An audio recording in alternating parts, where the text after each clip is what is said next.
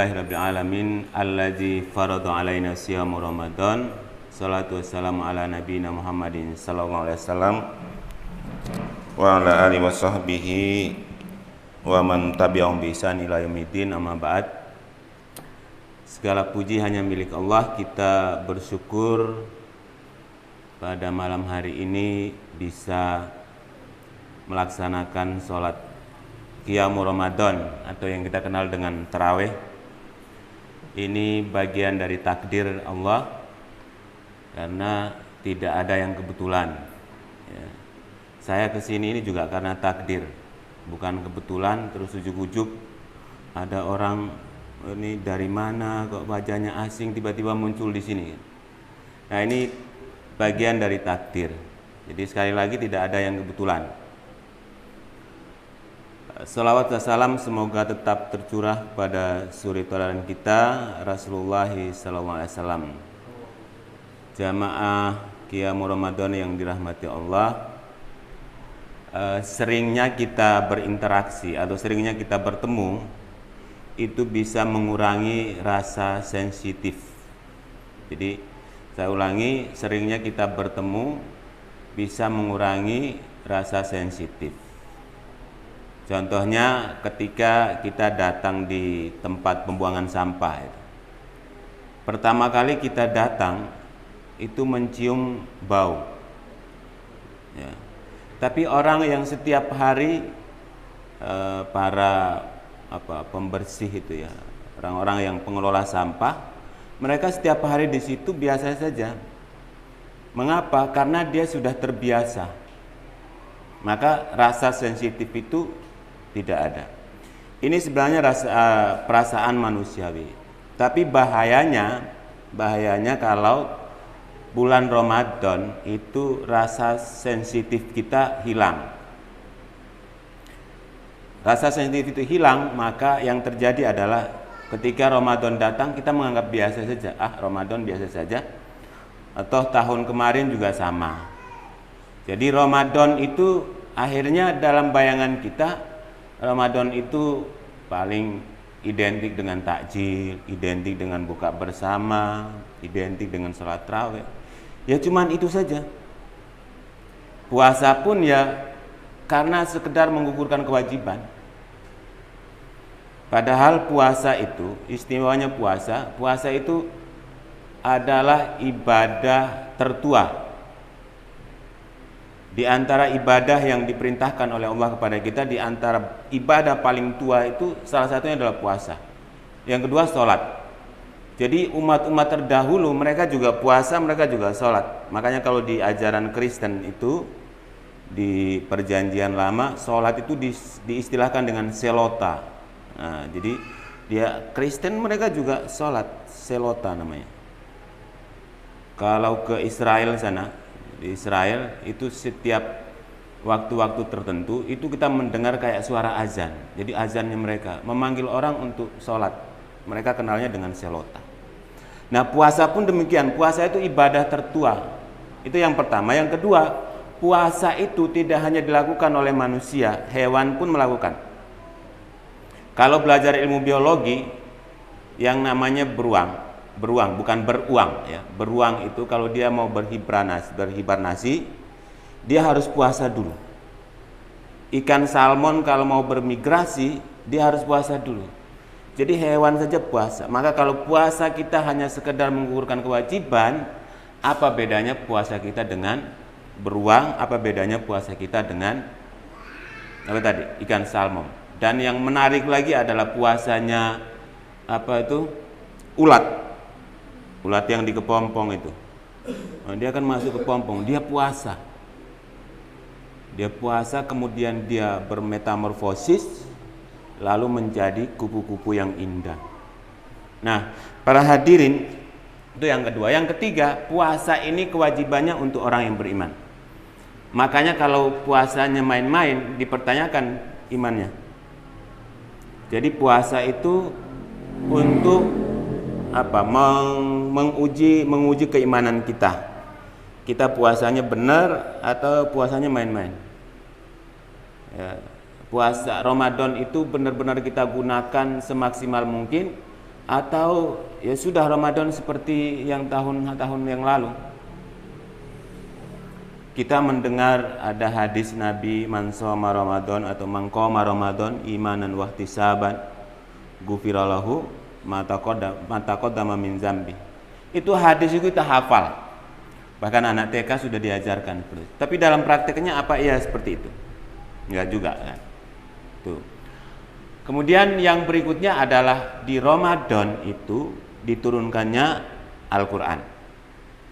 Nah, sekarang di sini siapa yang sudah hatam Al-Quran? Sudah pada hatam? Saya rasa rata-rata kita setiap Ramadan bangga karena menghatam Al-Quran. Cuman pertanyaan yang jarang ditanyakan tuh, siapa yang hatam Al-Quran 30 juz seartinya? Ada? Nggak ada. Nggak ada itu. Yang hatam Al-Quran sama artinya. Padahal Al-Quran itu diturunkan untuk apa? Syahrul Ramadan allazi unzila fihil Quran hudallin nas wa bayyinatin minal huda wal furqan. Al-Quran itu diturunkan di bulan Ramadan untuk apa? Untuk hudallin nas, petunjuk bagi manusia. Berarti Al-Quran itu tidak hanya petunjuk bagi kita umat Islam, tapi juga petunjuk bagi umat di luar Islam. Orang Barat meneliti Al-Quran bisa membuat pesawat, mereka bisa menemukan ilmu kedokteran yang baru, ya. Padahal Al-Quran sudah menjelaskan itu. Walaqad khalaqnal insana min nutfatin fi qararin makin. Itu ilmu biologi. Al-Quran menjelaskan secara detail. Nah kita karena membaca Al-Quran itu hanya sekedar mengejar pahala, akhirnya ilmunya kita nggak dapat. Orang kafir dapat, akhirnya mereka menemukan ilmu baru. Kita umat Islam yang punya ilmunya jadi penonton. Lalu mereka bangga, akhirnya kita ikut-ikutan. Siapa orang tercerdas di dunia? Kita bilang apa? Albert Einstein dan lain sebagainya. Padahal nggak ada apa-apanya itu dibanding dengan Rasulullah. Nggak ada apa-apanya dibanding dengan Ibnu Taimiyah. Nggak ada apa-apanya. Jadi banyak ilmuwan-ilmuwan kita yang mereka menemukan ilmu itu dari Al-Quran. Bahkan orang kafir menemukan ilmu itu dari Al-Quran. Mereka belum menjelajah dunia, Al-Quran sudah menjelaskan semua. Orang belum menemukan bumi itu bulat, Al-Quran sudah menjelaskan. Orang belum menemukan bagaimana peredaran bulan dan matahari sehingga kita bisa menentukan awal puasa dan lain sebagainya. Itu ilmu astronomi itu belum ada, Al-Quran sudah ada itu.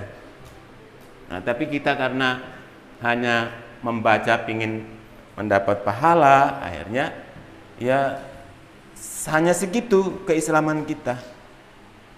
Cuman segitu saja. Maka para hadirin sekalian, usahakan di rumah masing-masing ada Al-Quran terjemahan. Usahakan itu. Supaya Al-Quran itu tidak hanya dijadikan sebagai satpam. Paham nih maksud saya? Ayat Al-Quran dijadikan satpam. Ditulisi ayat kursi besar-besar ditempel di rumah, katanya buat ngusir hantu. Nah itu kan berarti ayat Al-Quran jadikan satpam.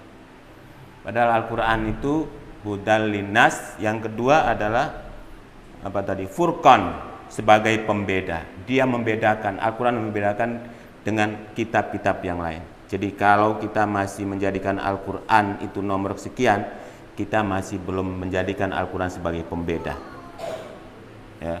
Kalau kita masih lebih banyak membaca yang lain daripada membaca Al-Quran, atau lebih banyak lihat TikTok, ya, lebih banyak apalagi nonton YouTube, main Facebook, lebih banyak itu berarti kita belum menjadikan Al-Quran sebagai pembeda. Maka para hadirin jamaah Masjid Ad-Da'wah, ya, benar ini ya, khawatirnya salah saya. Ad-Da'wah Perunggahan Kulon. Ayo Ramadan ini ini sebentar lagi selesai nih Ramadan. Kita jadikan momen untuk belajar, karena Ramadan itu juga merupakan bulan pendidikan, Syahrut Tarbiyah, bulan pendidikan. Maka kita jadikan Ramadan itu sebagai bulan, 1 bulan kita kuliah, ya, kita kuliah di situ. Supaya apa?